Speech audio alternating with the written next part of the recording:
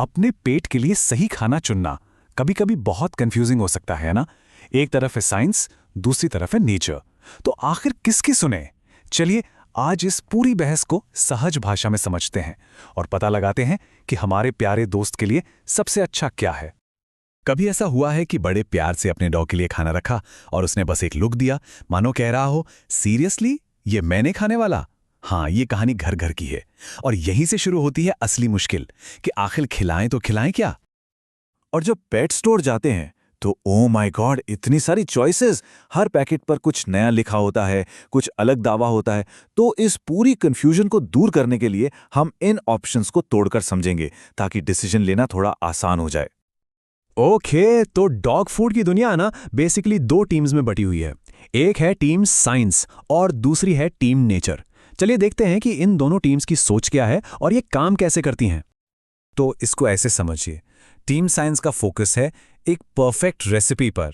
सब कुछ लैब में टेस्ट किया हुआ, हर विटामिन, हर मिनरल बिल्कुल एक सटीक मात्रा में। और दूसरी तरफ है टीम नेचर, जो कहती है चलो वापस बेसिक्स पर चलते हैं।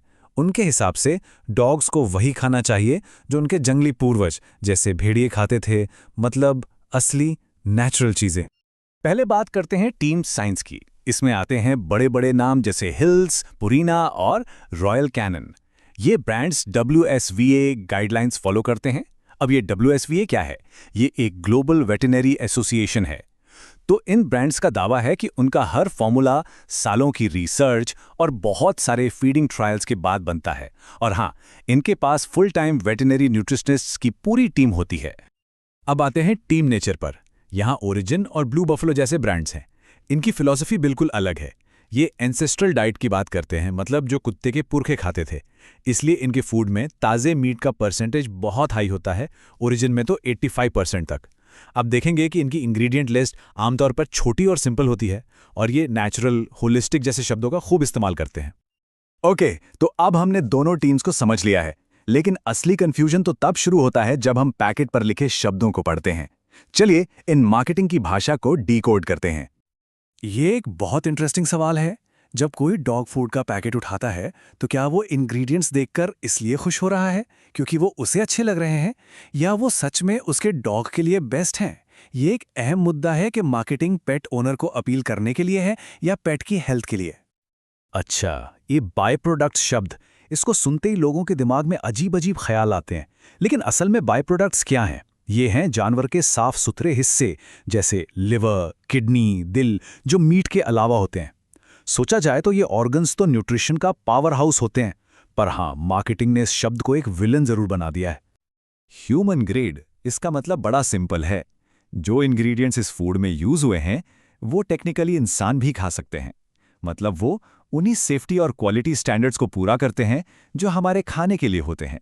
इससे क्वालिटी का एक भरोसा मिलता है। फिर आता है ग्रेन फ्री। जैसा नाम से ही साफ है, इसमें गेहूं, चावल या मक्का जैसे अनाज नहीं होते। उनकी जगह कार्बोहाइड्रेट के लिए मटर, दाल या आलू जैसी चीजें यूज की जाती हैं। लेकिन पिछले कुछ सालों में इस ग्रेन फ्री डाइट को लेकर एक बड़ी कंट्रोवर्सी भी खड़ी हुई है, जिस पर हम आगे जरूर बात करेंगे। अब एक बहुत ही जरूरी और थोड़ा सीरियस टॉपिक पर आते हैं, सेफ्टी, रिकॉल्स और कंट्रोवर्सीज। क्योंकि आखिर में हर कोई अपने पेट की सेफ्टी ही चाहता है ना? किसी ब्रांड का पास्ट, उसके रिकॉल्स हमें उसकी क्रेडिबिलिटी के बारे में काफी कुछ बता सकते हैं। लेकिन यहाँ एक सवाल उठता है, अगर कोई ब्रांड अपना प्रोडक्ट मार्केट से रिकॉल करता है, यानी वापस मंगवाता है, तो क्या इसका सीधा मतलब ये है कि ब्रांड खराब है, या इसका कोई दूसरा पहलू भी हो सकता है? इसको समझने के लिए ब्लू बफेलो का केस देखते हैं। इनकी हिस्ट्री काफी कंट्रोवर्शियल रही है। जैसा कि आप देख सकते हैं, 2007 से 2015 के बीच इनके कई रिकॉल्स हुए, अलग अलग वजहों से।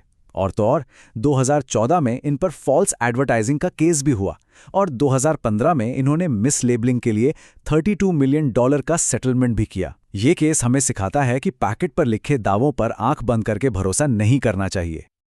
लेकिन जैसा मैंने कहा, इसका एक दूसरा पहलू भी है। कुछ एक्सपर्ट्स का मानना है कि रिकॉल्स बुरे नहीं होते हैं। उनका कहना है कि रिकॉल का मतलब है कि कंपनी का क्वालिटी कंट्रोल सिस्टम काम कर रहा है। वो प्रॉब्लम को कस्टमर तक पहुंचने से पहले ही पकड़ रहे हैं, जो कि एक जिम्मेदार कंपनी की निशानी हो सकती है। अच्छा, याद है हमने ग्रेन फ्री डाइट्स की बात की थी? उससे जुड़ी एक बहुत बड़ी कंट्रोवर्सी है। अमेरिका की FDA एक पोटेंशियल लिंक इन्वेस्टिगेट कर रही है कुछ ग्रेन फ्री डाइट्स और कुत्तों में होने वाली एक सीरियस हार्ट कंडीशन जिसे DCM कहते हैं उसके बीच। ये इन्वेस्टिगेशन अभी भी चल रही है, इसलिए कोई फाइनल नतीजा नहीं है, लेकिन ये एक ज़रूरी पॉइंट है ध्यान में रखने के लिए। ओके, तो इतनी सारी इन्फॉर्मेशन के बाद अब सबसे बड़ा सवाल, तो आखिर चुने क्या? डोंट वरी, अब हम इस सारी जानकारी को एक सिंपल फ्रेमवर्क में डालेंगे जिससे डिसीजन लेना आसान हो जाए। तो ये रहा एक क्विक समरी। टीम साइंस के फायदे हैं कि वो WSAVA के नियमों के हिसाब से चलते हैं और उनके पास ढेरों रिसर्च हैं। नुकसान ये कि वो ग्रेन्स और बाय प्रोडक्ट्स यूज करते हैं। दूसरी तरफ टीम नेचर, जिनके फायदे हैं हाई मीट कंटेंट और सिंपल इंग्रेडिएंट्स। नुकसान है कि ये महंगे होते हैं, कुछ कुत्तों के लिए ज़्यादा रिच हो सकते हैं और इनके पास उतने लॉन्ग टर्म फीडिंग ट्रायल्स नहीं होते। तो ये है एक 5 स्टेप चेकलिस्ट। नंबर 1, सबसे ज़रूरी अपने वेट से सलाह लें। नंबर 2, पैकेट पर AAFCO स्टेटमेंट ज़रूर देखें, ये गारंटी देता है कि फूड न्यूट्रिशनली कंप्लीट है। नंबर 3, ब्रांड की फिलॉसफी पर रिसर्च करें। नंबर 4, अपने डॉग की खास ज़रूरतें समझें, उसकी उम्र, ब्रीड, एक्टिविटी लेवल। और आखिर में नंबर 5, अपना बजट। तो आखिर में सवाल वही है, आपके बेस्ट फ्रेंड के लिए क्या बेहतर है? एक मील जो साइंस की कसौटी पर खरा उतरा हो, या एक मील जो उनके जंगली स्वभाव से प्रेरणा लेता हो? इसका कोई एक सीधा जवाब नहीं है। सबसे ज़रूरी चीज़ है कि जो भी चुने वो एक पूरी जानकारी के साथ लिया गया फैसला हो।